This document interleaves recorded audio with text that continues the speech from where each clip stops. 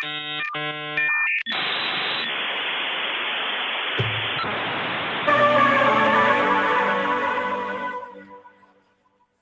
right, good morning, everybody. Welcome to First Things First, your cybersecurity morning daily threat briefing with a little bit of seasoning, which would be my commentary and reflective analysis on what's going on.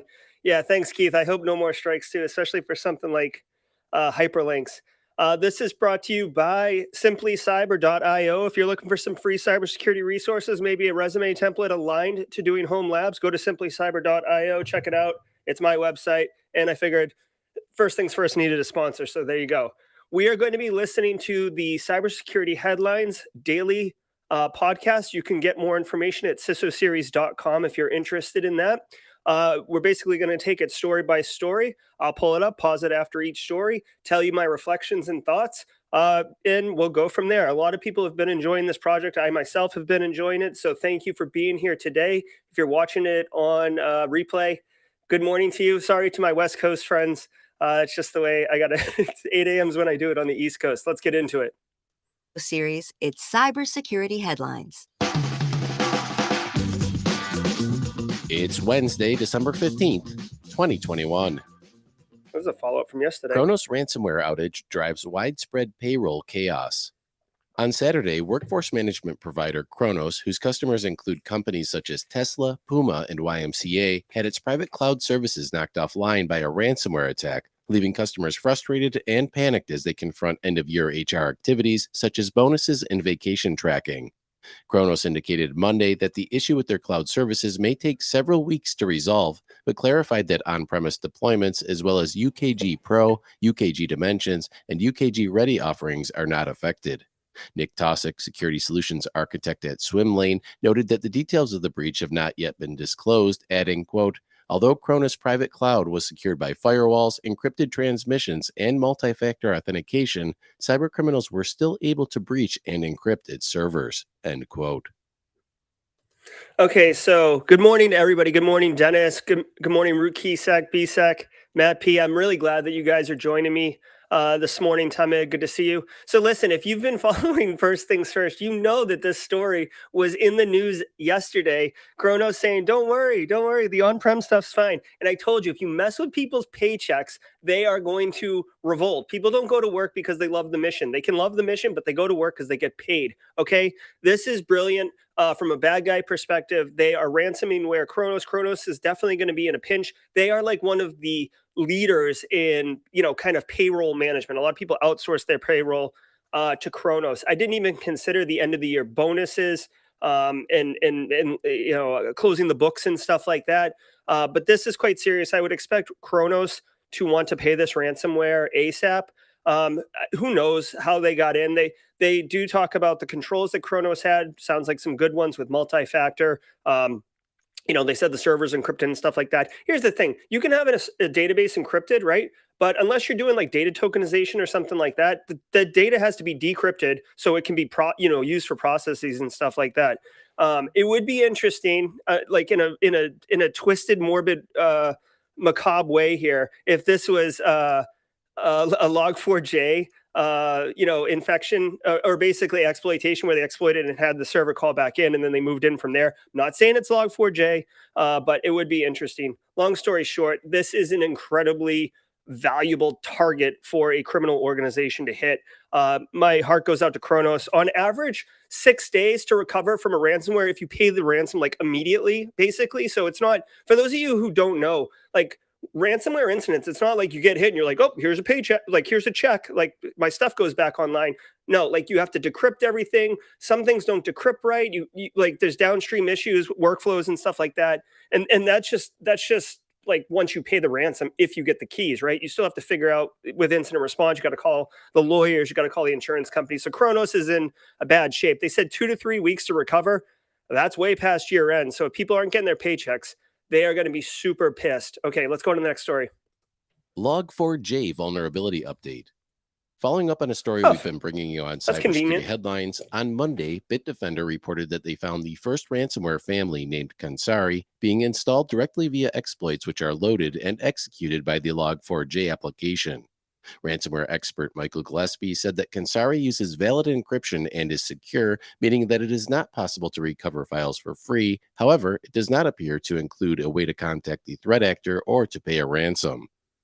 And on Tuesday, a second vulnerability involving Apache Log4j, which could be exploited to launch a denial of service attack, was identified by cybersecurity experts while attempting to mitigate. Hold on, I don't know if that went into the next story or not, but we're just going to talk about this one, and if that's whatever. So listen to this. I don't watch these or listen to these in advance, so this is new to me, just with you. And by the way, Jason, sorry that you're dealing with Log4j as hard as you are. A lot of people, my heart goes out to you.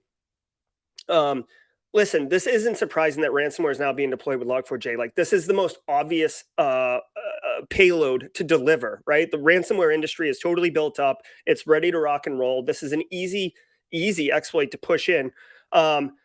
What's interesting is this sounds like one of those ones where you got to remember, guys, even though I like tout on how smart and savvy and clever the criminal actors are, sometimes they make bonehead mistakes. And it sounds like this group had their ransomware loaded and they forgot to put all the luggage in the car before they drove off because it said in the story they have no way to contact the threat actors and no way to get the keys or anything like that. So it definitely sounds like they shot their shot and forgot to put in contact information in order to get paid. So unfortunately, whoever gets hit by this is kind of screwed until the threat actors get their situation together. Okay. Initial vulnerability. The description of the new vuln, tagged as CVE-2021-45046, states that the fix to address the initial bug in Apache Log4j 2.15.0 was, quote, incomplete in certain non-default configurations, end quote. And finally, CISA has ordered all federal civilian executive branch agencies to mitigate the initial maximum severity Log4 shell remote code execution flaw, CVE-2021-4422. I do have to apologize. Like, the way this guy is telling this headline right now, I'm confused if he's on the same story or not, but bear with me here. 8 on internet-facing and non-internet-facing federal information systems by December 24th, 2021. The vulnerability has been under active attack since exploits were publicly released on Friday. Microsoft Patch Tuesday addresses zero. So that was okay. So he just gave 3 updates on that one story. Basically, what I wanted, just the key takeaway is here: ransomware. And you might get asked this from the business side of the house on what are we doing or what's.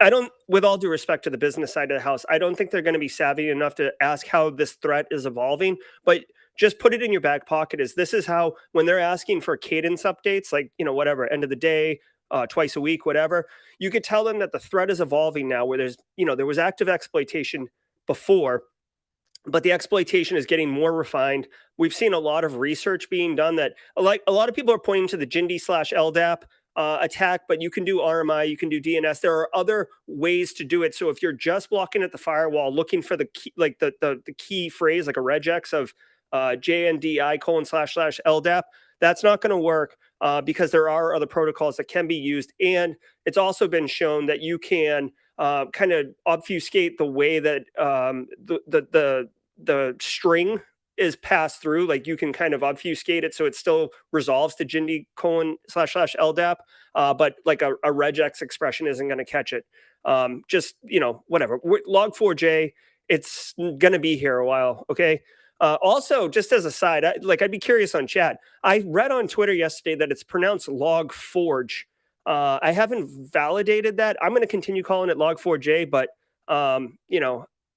yeah. Oh, yeah. See, BSEC Hammond did it with obfuscation. Yeah. So it's out there. So regexes and, key phrases, looking for just that isn't going to work. You definitely have to be looking for calls out on certain ports and stuff like that, like 1389 for LDAP, et cetera. They exploited to spread Emotet malware. Microsoft's final 2021 Patch Tuesday release includes 67 software fixes, including 7 critical issues and a zero-day flaw under active exploitation. The zero-day vulnerability is a Windows App X installer spoofing vulnerability rated as 7.1 severity and is being exploited to spread the Emotet TrickBot Beta Loader malware families. Microsoft has also fixed remote code execution, privilege escalation, spoofing, and denial of service flaws in Microsoft Office, PowerShell, the Chromium based Edge browser, the Windows kernel, Print Spooler, and remote desktop client. According to ZDI, Microsoft has patched a total of 887 CVE assigned vulnerabilities in 2021, which represents a 29% decrease from 2020, not including Chromium based Edge. And now, a word from Okay, so basically, I didn't catch all that other than Emotet's continuing to spread. But by the way, I saw someone in chat ask this, Tamid. This is the podcast Cybersecurity Headlines from CISOseries.com if you want to hear it yourself. And also, BSEC, thanks for catching that the patch actually had a vulnerability. Not surprising. A lot of patches, when they get pushed urgently for something like this, they don't go through all the testing processes, and crap happens. What they're talking about here is Microsoft's last patch is going to cover a 0-day that Emotet's exploiting. Guys, Microsoft has done really good at pivoting from being like an evil giant corporation into being like just like a lovable uncle that's also really huge. They are doing a lot for security. I really implore you, keep your patches, especially for your endpoints. If you have remote workforce that are on split tunnel VPN, meaning they're going out their own home internet instead of routing back through the corporate internet.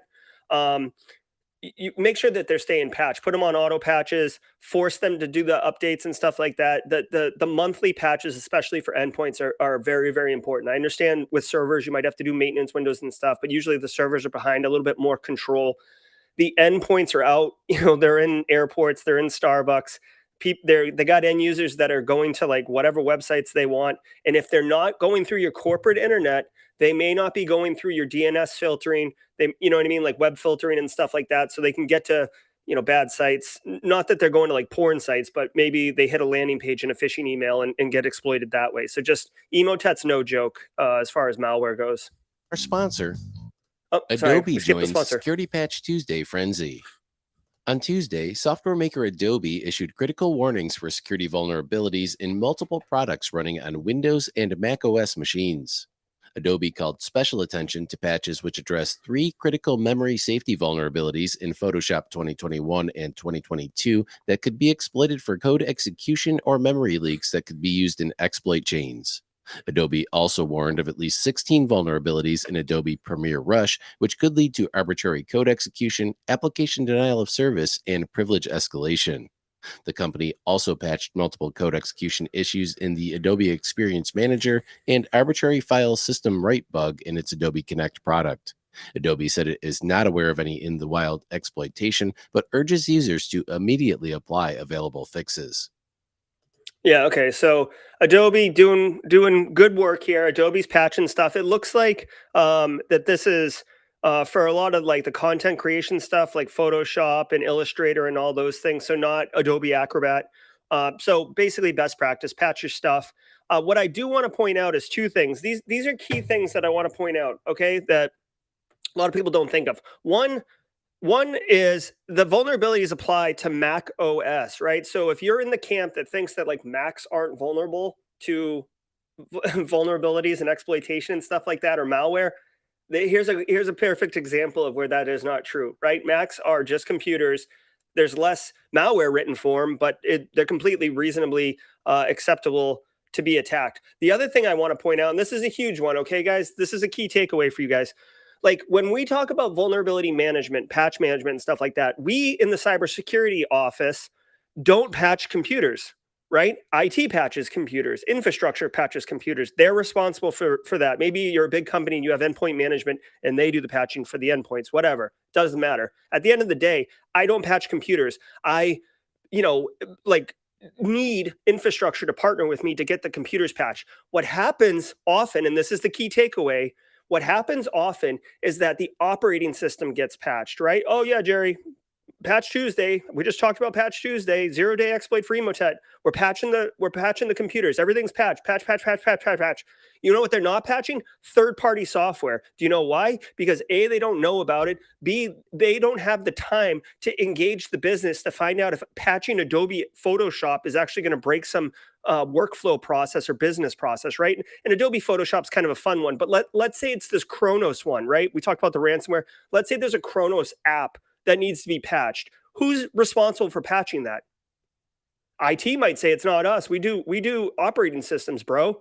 The business, you're the one who installed this application. And what ends up happening is diffusion of responsibility. Nobody's accountable. Nobody patches the stupid app. And then in 6 months, you get popped with ransomware. It's like, how did it happen? I'll tell you how it happened. You're running wicked old code that we have no visibility over. This is why asset inventory on the software side is so important. It's a difficult problem to solve, but just be aware when people say they're patching, what are they patching? Be clear and look for things that aren't being patched. Okay, that's the key takeaway on that one. Excuse me. $135 million stolen from users of crypto gaming company. I can't get to Hackers this. have stolen $135 million from users of Vulcan Forge's blockchain games, such as Vulcanverse and a card game called Berserk. Hackers stole the private keys to access 96 wallets, siphoning off 4.5 million PYR, which is Vulcan Forge's token that can be used across its ecosystem. This is the third major theft of cryptocurrency in the last 11 days, resulting in roughly $404 million in stolen crypto. Vulcan Forge has advised users to remove their liquidity in order to make it difficult or impossible for the attacker to cash out. The company tweeted Monday that it had already refunded the majority of stolen PYR and claimed to have isolated all tokens stolen on centralized exchanges. Homeland Security. Okay, so interesting. So a couple things. One, um, crypto is easy to steal, right? Like it's all digital, so why not steal it? Okay. Oh, you know what? Is chat not been? Oh yeah, there is. So listen, crypto is easy to steal. What is interesting is a couple things. One, I've never heard of Vulcan Forge, but for $140 million of crypto to get stolen, that's a ton of money, right? That's a lot of money. I'm not surprised people are going after crypto because it is basically an asset. You don't have to fleece it, right? You don't. It's not like you're stealing data and then you have to go on the dark web and find someone who wants to buy the data and then you have to negotiate the price of the data. You're just stealing money, right? Straight to the cash. So I find that interesting. I also find it interesting that these big games, these businesses are setting up their own currency, their own kind of ecosystem, which is fine. But your software developers of games and stuff like that, like, are you actually hiring cryptographers to like develop, the appropriate security controls to protect those digital assets? Or are you outsourcing it? I don't know. But if this is the third time and it's they've gotten breached or like crypto's been stolen, it's $400 million worth of crypto. That's interesting. They might want to look into outsourcing some of that responsibility. One other thing I want to point out that I found really interesting with this story is that they advised all players to take their currency off the market so it couldn't get stolen. So like basically this game's ecosystem came to a screeching halt while they fixed it. Likely the community base is dedicated and was willing to understand that, but it is interesting that they basically did a scorched earth until they got this sorted out. Yeah, exactly, BSEC. We should get FinFrock's perspective on this. Okay, moving on. launches bug bounty program. The Homeland Ooh, Security Department has launched a bug bounty program dubbed Hack DHS, which will pay hackers between $500 and $5,000 for each flaw uncovered. The program will run in 3 phases throughout fiscal year 2022, starting with hackers performing assessments on select external DHS systems.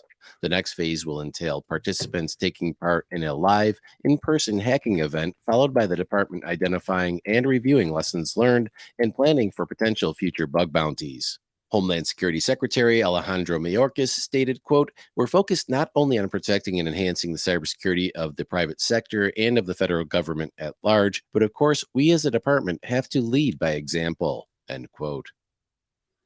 Employees.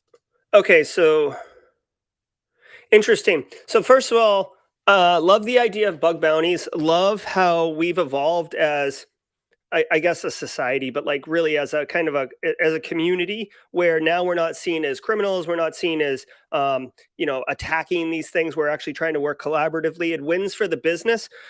Real quick, if you don't know what a bug bounty is, it's basically a mechanism where I say you can attack my business within this parameter scope of engagement, right? So like you can attack these servers or whatever, and if you find bugs, we'll pay you. So the business wins because they get like a huge workforce of vulnerability testers, and they only pay the people who find stuff.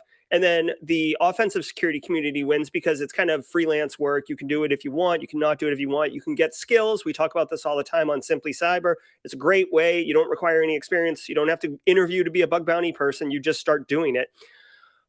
Usually it's for private business. There was Hack the Pentagon, which has been going on a few years, and now I'm loving it.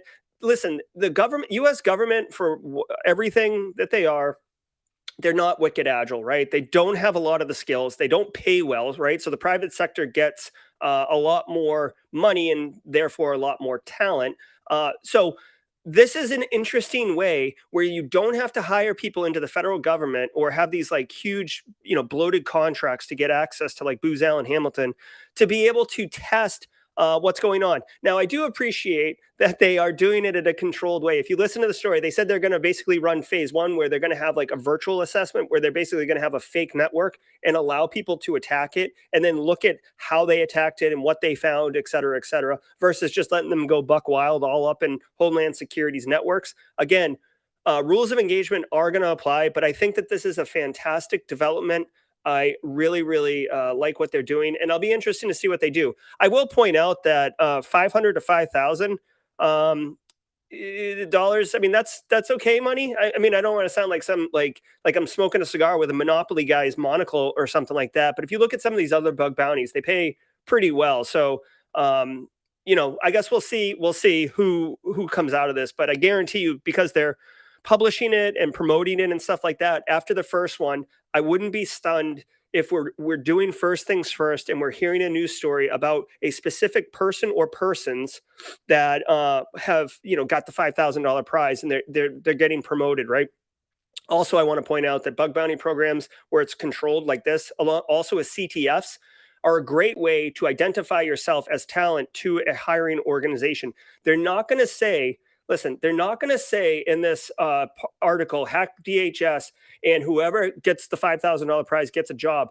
But listen, if you identify yourself as some, elite, awesome offensive security person that can communicate well and has the technical know-how to be able to exploit a system, you know what you are? Valuable. So businesses are going to reach out to you directly and say, hey, I saw what you did. Would you like to come on more in a full-time capacity instead of doing bug bounty? So it's an excellent way to navigate into a job. Let's go. Feel safe from cyber threats when using company devices. Huh. A study of employees in the US and UK conducted by Menlo Security reveals increasing threats to corporate devices and networks, with more than half of respondents reporting performing non-work related tasks such as online shopping on company devices. 58% of respondents in the US and 48% in the UK observed an increase in scams and fraudulent messages this holiday season, with 80% of respondents indicating they are somewhat to very concerned about their personal data being stolen while online shopping. However, 68% of respondents still believe they are secure from cyber threats if they are using a company device. Mark Guntrip, Senior Director, Cybersecurity Strategy at Menlo Security, notes that, quote, workers are becoming increasingly aware of the threats that loom while browsing the web. However, they have a false sense of security about the level of protection they have when using corporate devices. As a result, they are unintentionally exposing their corporate networks to a slew of vulnerabilities, end quote. Yeah. And that does. Okay. Hey, Kim. Hey, David. Hey, Al. Okay, so this one's interesting. This is a great opportunity if you work as a practitioner in corporate information security. So we've done a great job. We've done a great job of educating our end users that they need to be careful while they're online and look for phishes, update your stuff. Don't install stupid applications that are kind of shady, right? But now we've pivoted. And I think this is interesting. We've pivoted where they think, okay, like the best way to do it is to use a company asset to do stuff that I want to do online secure. So which by the way, obviously brings in risky behavior into our corporate environment, because now they're trying to go places. Now, granted, if you have decent security controls in place, protect controls like DNS filtering, web filtering, email filtering, AV, EDR, et cetera, then you're going to be in a good place. but you need to educate your end users that they're not, listen, look at this title, employees think they're safe from cyber threats. Okay, listen, you're not safe from cyber threats by using a company device. You're less likely to get popped or impacted. You're more resilient, right?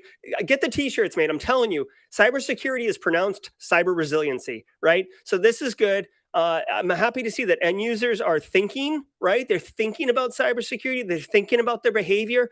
This is good. But we need to educate our end users. I might even make another video for my end user community around the use of company devices versus personal devices. I do think it's interesting that, you know, it basically just calls out that people are doing personal stuff all over the place with their personal computer. I mean, with their work computer, which is fine if it's within reason, obviously. But just an interesting study. Okay, so that's going to do it for first things first, guys. Again, really enjoy it. I know some of you saw my QR code I threw out there yesterday on LinkedIn. That was basically, I did that for my end user community as well, internally. That was from a story on Monday about an uptick in threat activity around using QR codes to get past email filtering and tricking end users. I hope you guys enjoy this. Again, I saw a couple of you out there, Lisa, BSEC. I saw a couple of you out there sharing this podcast, the stream with your social community. I appreciate that. I'm hearing a lot of positive things. I've been doing SimplyCyber 2 years. On December 19th, it'll be 2 years. And this project is really resonating with the community. I enjoy it. I do this every morning. I've been doing this every morning for years. So I'm happy to turn on the camera, talk to you guys, engage in the comments and stuff like that. Really enjoy it. So please, if you think others will enjoy it, share it with them. Let's see. Yeah, that'll do it. I should have played my outro music here. That'll do it. And Kim, good to see you, Pin. Yeah, I'll keep it up. If you guys have any feedback, DM me, hit me on Discord, and we will continue making this great. All right, guys, be safe. Like, let's pace ourselves on Log4j. Yeah.